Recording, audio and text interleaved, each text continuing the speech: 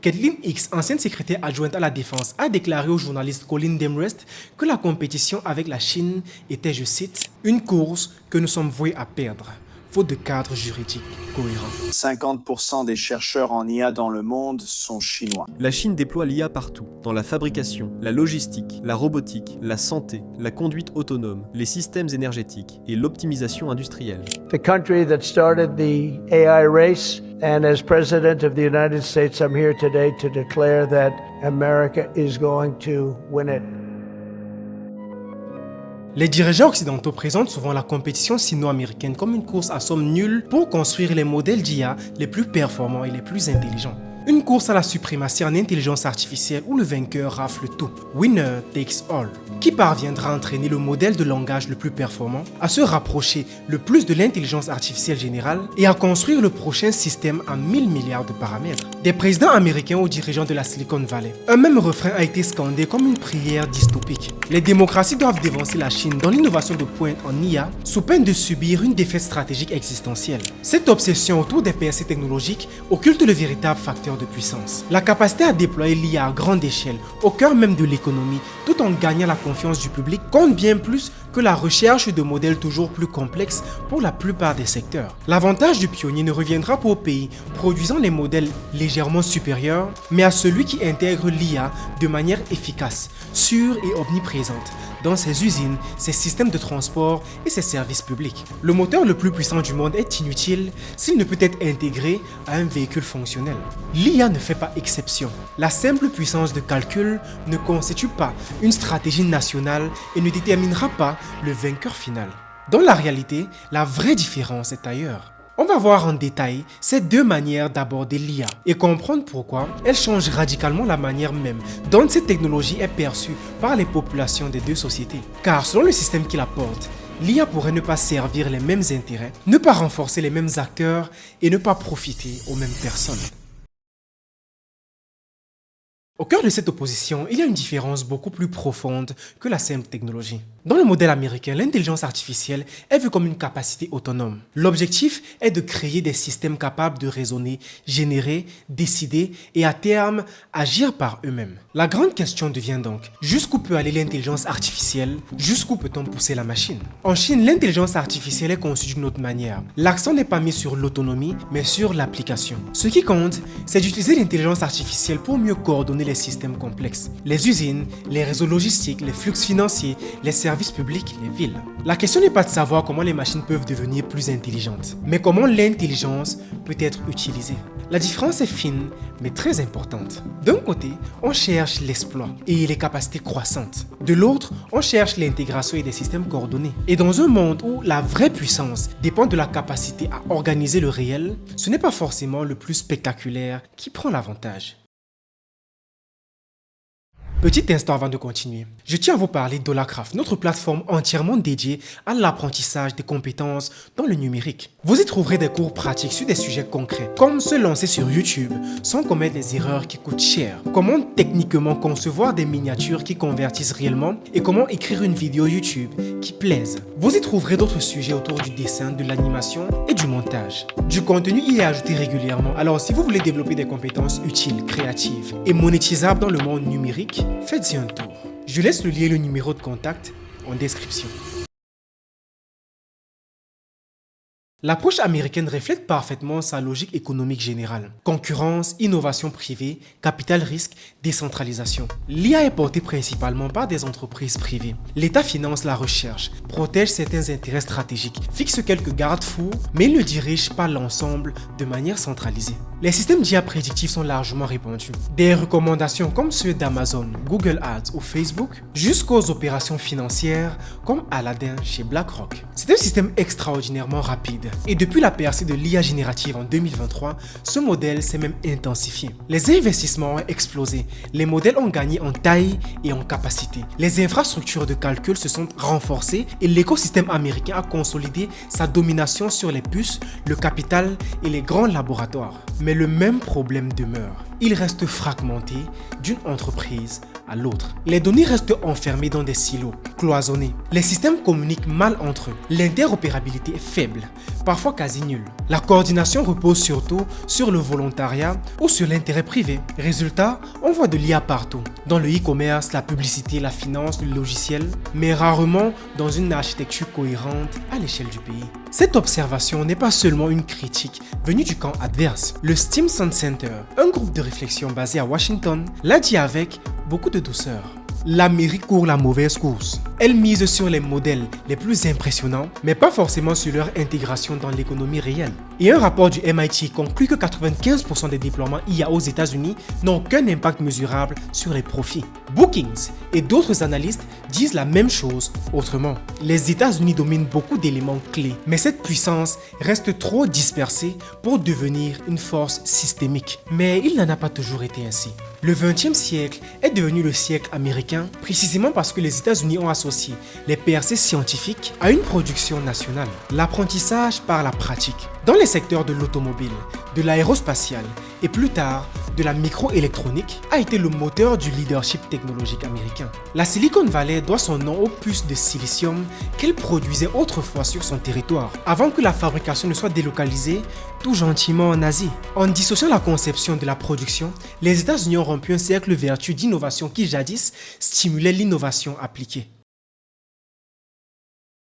La Chine suit donc une autre voie. Là-bas, l'IA n'est pas d'abord traitée comme un produit à vendre, mais comme un élément d'un système plus vaste. L'intérêt que porte Pékin à l'IA appliquée s'inscrit dans une longue tradition de pilotage stratégique, allier politique industrielle et direction étatique centralisée pour remodeler des secteurs entiers. Comme l'explique Dan Wang dans Breakneck, l'avantage de la Chine réside dans son statut d'État ingénieur, doté d'un savoir-faire procédural profondément ancré, c'est-à-dire une capacité à déployer les nouvelles technologies à grande échelle. La Chine est dirigée par des ingénieurs et l'Amérique par des avocats et des administrateurs. Alors que l'Occident débat sur les modèles de pointe et les applications destinées aux consommateurs, Pékin a canalisé sa réponse dans un cadre appelé l'initiative IA+, formalisée par le Conseil d'État en 2025. L'idée est simple, étendre l'intégration de l'IA dans la production, la logistique, la santé, la finance, les transports, la gestion urbaine et plus largement à toute sa base industrielle et ses services publics. Ce tournant a encore été renforcé par le 15e plan quinquennal chinois adopté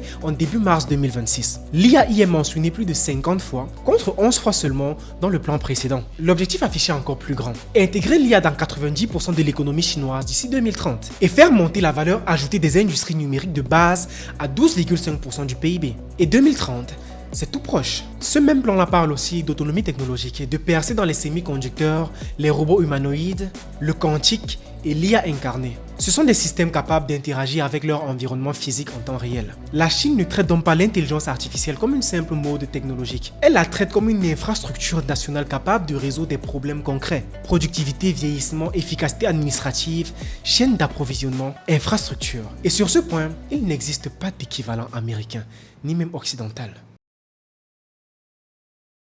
Ce n'est plus un secret, en Occident, les données sont souvent décrites comme le nouveau pétrole, le nouvel or noir, une ressource qu'il faut extraire, posséder, monétiser. Ce qui bien sûr entraîne compétition, rareté, propriété et rente. En Chine, les données sont vues plus comme de l'eau. Leur valeur ne tient pas seulement du fait de les accumuler, mais du fait de les faire circuler. Maintenant j'y repense, c'est une très bonne analogie. Quand les données circulent entre les systèmes, elles rendent visibles des tendances, des risques, des blocages, des opportunités. Les réseaux de paiement par exemple peuvent parler à la logistique. Les hôpitaux peuvent croiser des données régionales. Les villes peuvent ajuster le trafic en temps réel. Les banques peuvent lire les demandes de crédit non comme des dossiers morts, mais comme des nœuds dans un réseau vivant de transactions et de comportements. L'État peut ainsi observer les tendances, anticiper les perturbations et intervenir plus tôt. Cette approche est de plus en plus intégrée au système du quotidien. À Hangzhou, la plateforme CityBrain d'Alibaba utilise les données en temps réel pour optimiser la circulation, réduire les embouteillages et améliorer la réactivité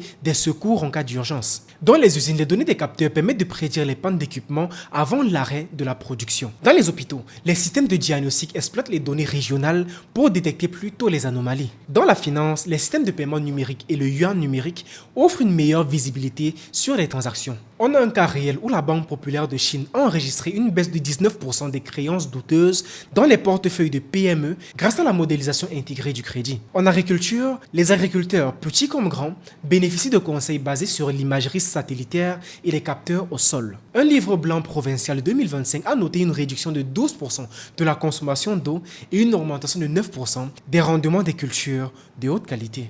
On a donc des effets bien réels dans les choses du quotidien. Il faut savoir que ça ne s'arrête pas là parce que la Chine déploie aussi à l'échelle. Et comme je l'ai dit en début de vidéo, c'est ça le véritable facteur de puissance. Selon les données récentes, 67% des entreprises industrielles chinoises ont déjà intégré l'IA dans leur production réelle, contre seulement 34% aux États-Unis. Le pays compte plus de 30 000 smart factories, les usines intelligentes. Plus de la moitié des robots industriels installés dans le monde en 2024 et 2025 sont allés en Chine, qui a même dépassé l'Allemagne et le Japon en termes de densité robotique. Zeekr, filiale de Geely, utilise plus de 800 robots, y compris des robots humanoïdes, sur ses lignes d'assemblage. Tesla Shanghai produit beaucoup plus par ouvrier que l'usine californienne grâce à une intégration plus poussée de l'IA et de l'automatisation. Voilà pourquoi les analystes expliquent que la Chine n'est plus simplement en train de rattraper les modèles frontières. Elle est en train de déployer à grande échelle ce que les États-Unis testent encore en phase pilote, en phase de laboratoire. En gros, les Américains sont encore en mode on y pense. Ceci n'est pas anodin, car elle confère à la Chine des gains de productivité difficilement égalables. Il y a un autre détail que beaucoup oublient. L'IA n'est pas seulement une question de guerre de cerveau, c'est aussi une guerre de kilowatts. La Chine produit plus du double de l'électricité des États-Unis et augmente sa production d'environ 6% par an, avec plus de la moitié de cette hausse venant des énergies renouvelables. En face, les data centers américains se heurtent à une crise énergétique croissante. Selon l'Agence internationale de l'énergie, la demande pourrait doubler d'ici 2030 et représenter 9% de la consommation totale d'électricité américaine. Beaucoup de projets sont freinés simplement faute de puissance disponible. Mais l'avantage chinois n'est pas simplement énergétique, il est aussi social et politique. En Chine, l'intégration des systèmes repose sur un contrat implicite. Plus de lisibilité et d'intrusion en échange de plus d'efficacité. Les paiements numériques rendent la vie plus fluide. Les systèmes intégrés simplifient les démarches, le crédit fondé sur les données ouvre davantage de possibilités. Bien sûr, le système ici est asymétrique. L'État voit plus que l'individu. Mais sa stabilité ne repose pas seulement sur la contrainte, elle repose aussi sur l'utilité. Et cette utilité crée de l'adhésion. Selon l'étude Qualtrics de janvier 2026, 83% des Chinois jugent que l'IA apporte plus d'avantages que d'inconvénients, contre seulement 39% aux États-Unis. Et je ne vous dis même pas les chiffres en France. Dans un cas, l'IA s'insère dans le quotidien avec moins de résistance. Dans l'autre, elle se heurte à davantage de blocages culturels, juridiques, politiques et surtout à une crise de confiance dans le système lui-même. Ouais, on ne fait pas confiance en nos gouvernements de ce côté du monde. Jamais, jamais, jamais, jamais, jamais. Chose intéressante, lors des sondages menés auprès d'étudiants d'universités chinoises prestigieuses sur les risques existentiels, une IA mal adaptée arrivait en dernière position, loin derrière la guerre nucléaire, les pandémies et le changement climatique. Parallèlement, plus de la moitié des Américains jugent plus élevés les risques sociétaux liés à l'IA, surtout quand ils repensent à Terminator. Oh mon Dieu! Ce modèle commence de plus en plus à dépasser largement les frontières nationales chinoises. Les plateformes de ville intelligentes, les infrastructures numériques et les systèmes de gouvernance centrés sur les données sont déjà déployés dans plusieurs régions d'Asie, d'Afrique et d'Amérique latine. Au Pakistan, des réseaux de surveillance urbaine construits par la Chine ont été reliés à des plateformes municipales. Au Cambodge, l'identité numérique centralisée s'appuie sur une infrastructure développée par Huawei. Le Vietnam, lui, est sur une configuration hybride et combine déjà les capteurs urbains chinois avec les grands modèles linguistiques américains dans certains services publics. Ces systèmes sont donc souvent proposés sous forme de solutions intégrées, combinant matériel, logiciel, cadre de gouvernance, qui facilitent la prise de décision et non comme de simples logiciels isolés. Et sur le terrain des modèles d'IA même, le mouvement continue. Ah oui, la Chine n'est pas si en reste que ça. Depuis fin 2025 et début 2026, donc tout récemment, des modèles chinois comme ceux d'Alibaba, Moonshot, Minimax et DeepSeek dominent les classements mondiaux d'usage sur Hugging Face, la plateforme où les ingénieurs partagent leurs modèles, et sur OpenRouter, le service qui permet de tous les utiliser avec un seul abonnement grâce à leur prix bas et leur efficacité.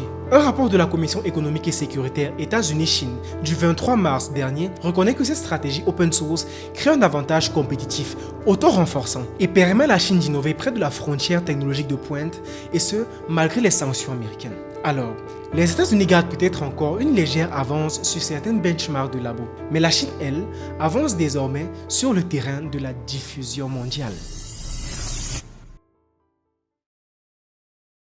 Au fond, le fossé dans l'IA se résume dans le fait que la Chine a une logique de système collectif et l'Occident une logique de marché brutal. Et c'est pour tout ceci que cet aveu venu du cœur même de l'appareil stratégique américain est si révélateur. Kathleen Hicks, ancienne secrétaire adjointe à la défense, a déclaré au journaliste Colin Demrest que la compétition avec la Chine était, je cite, une course que nous sommes voués à perdre.